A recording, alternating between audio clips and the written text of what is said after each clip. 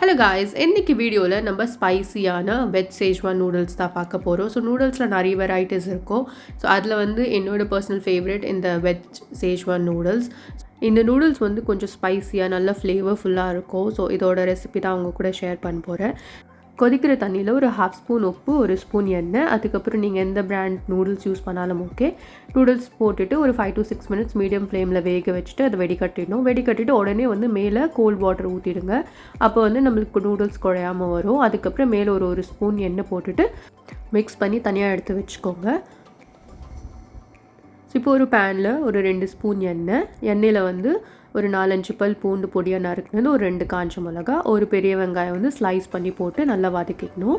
அது வதங்கினதுமே நம்ம கேரட் போடணும். கேரட் எல்லாமே வந்து நம்ம ஹை ஃப்ளேமில் தான் வதக்கணும். கேரட் கொஞ்சம் வதங்கின உடனே ஒரு கேப்சிகம், வெஜிடபிள்ஸுமே இந்த மாதிரி நீல வாக்கில் தான் நம்ம கட் பண்ணிக்கணும். அதுக்கப்புறம் கேபேஜ் போட்டுட்டு இந்த வெஜிடபிள்ஸ்க்கு தேவையான கொஞ்சம் உப்பு மட்டும் நான் இப்போ போட்டுக்கிறேன். போட்டு வதக்கிட்டு ரொம்ப வதங்கக்கூடாது. வெஜிடபிள்ஸில் கொஞ்சம் க்ரன்ச்சியாக இருந்தால் தான் நல்லாயிருக்கும். ஸோ அப்புறமா அதில் வந்து 2 spoon soya sauce, 2 spoon tomato ketchup, அப்புறம் 4 டேபிள் ஸ்பூன் சேஷ்வான் சாஸ் போட்டு நல்லா வதக்கிட்டு ஒரு 1/2 ஸ்பூன் உப்பு போட்டுக்கிறேன்.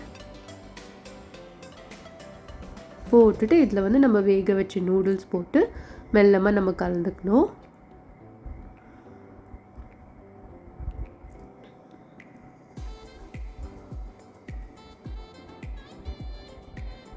கொஞ்சம் நீங்கள் நிறைய குவான்டிட்டியில் பண்ணுறீங்கன்னா மிக்ஸ் பண்ணுறது கொஞ்சம் கஷ்டமாக இருக்கும். பொறுமையாக மிக்ஸ் பண்ணிக்கோங்க. ஸோ இந்த ஸ்டேஜில் உப்பு செக் பண்ணிவிட்டு உப்பு போட்டுட்டு ஒரு 5-10 நிமிஷம் வந்து நம்ம நல்லா ஹீட் ஆக விட்டுடணும்.